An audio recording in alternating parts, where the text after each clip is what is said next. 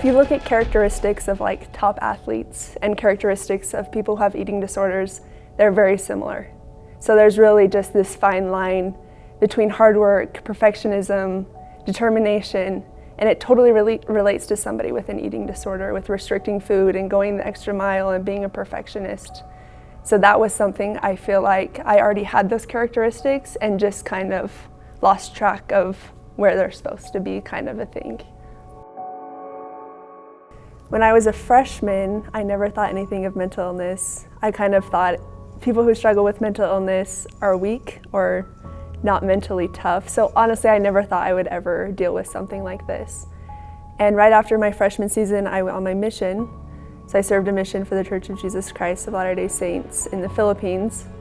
Came home, and I came home in June of last summer, and I had 2 months to get into shape for the season in August. So on my mission, I definitely had struggles with food and the change in exercise and just like the limit of control I had over certain things that definitely affected me. But when I got home, I immediately became obsessed with like tracking my progress. I would take progression pictures.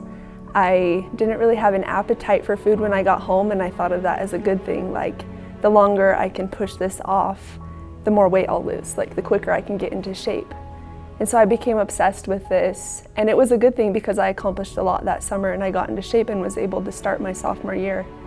But it kind of got out of hand the end of my sophomore year when that became my identity, is that I was so obsessed with losing weight.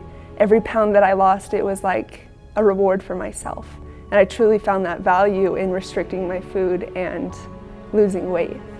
So I would say last summer after my sophomore year, I was praying and meditating about it, and I really had this impression, just ask for help. And so that's when I immediately texted Maya, my coach, and told him, hey, I think I have an issue, can I come talk to you? And of course, Maya's there for me. I kind of noticed her weight dropping a little bit over time, and so I actually asked her about how she was doing, and she told me that she was not eating at times. But in June, she finally kind of came to grips with what she was dealing with about June last year, and she came in and asked for help, which I think is a huge thing for us. For her, is she realized that what she was doing was hurting her, so she asked for help from me, which I took very seriously, and I was very honored with the fact that she trusted me enough to share that information. And so the resources we had here were stuff that we had to kind of navigate just a little bit and try to figure out what we had. So we had a nutritionist on staff, which we got her in contact with really quickly. Yeah, so every day I have a meal plan that I'm supposed to follow, which sounds lame, it's just eating food, but honestly it's something that's very difficult for me. So every day I use coping skills and use different things to accomplish my meal plans. And I'm also meeting with a therapist weekly, meeting with a dietitian weekly, and I'm a part of different support groups that I participate in weekly, so that takes a big chunk of my time. The problem is getting her counseling has been a real challenge, and I think that's the greatest challenge she's been having to face every single day, is to try to figure out a way to restructure her mind and restructure the way she thinks.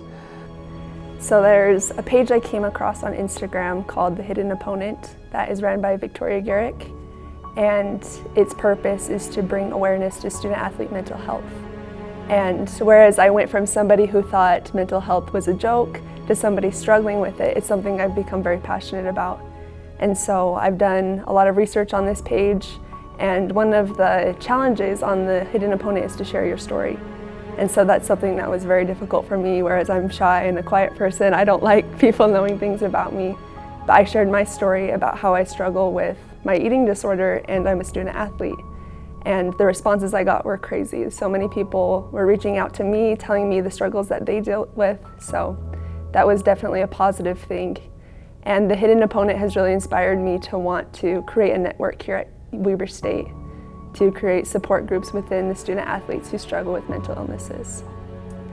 It definitely took a long time for me to admit that I had a problem, and to ask for the help was very hard, but definitely worth it. So last summer when I was at one of my lowest points, I was on Instagram And a girl from my high school runs track at Southern Utah. And she had opened up about her bulimia and how she had to take a semester off of school and focus on her recovery.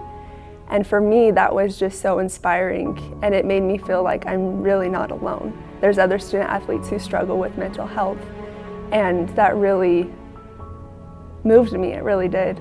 So then when I shared my story and I had teammates, former teammates, friends, family members reach out to me and say, thank you for sharing this, I struggle with this too. It really made me feel like I'm not alone.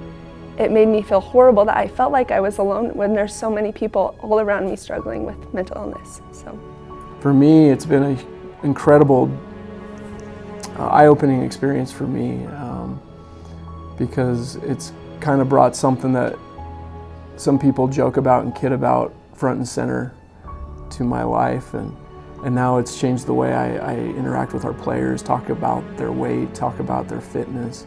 It also changes the way I look at myself. A lot of times during the season I struggle eating because of stress, and now I realize that that's not a good example for our players, and the way I talk about eating disorders or anorexia or bulimia has changed. And so it's a much more serious topic for me now because of what Rylin's going through and still going through. It's going to be a fight that she has to deal with every single day of her life, and she knows that. But the best thing about Rylin is she's never backed down from a fight, and that's the part that I love most about her. She's going to fight and fight and fight, and she's never going to stop. And because of that attitude, I know she's going to overcome her challenges and her obstacles that sit right in front of her.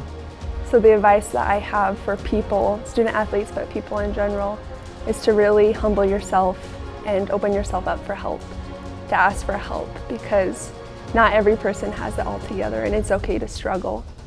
And another thing I would say, especially for student athletes, is to take care of your mental health just as you do your physical health. So if somebody breaks their leg, they go in and they get treatment and they want to get recovered as fast as possible. But it's the same thing with the brain and with mental illness, that there's people to help and there's treatment that you can go to and get help with because it's so important. And then for me, with my journey, I'm still in the middle of it. I'm not going to say I'm recovered or anything because I'm right in the meat of it. But I'm studying social work right now. My goal is to become a therapist, and hopefully one day I'll be able to work with other student athletes and I can help them, because I know what it's like. I've been in the middle of it. But yeah, I really hope to inspire and to help others and to connect with them because I've been through it all. So.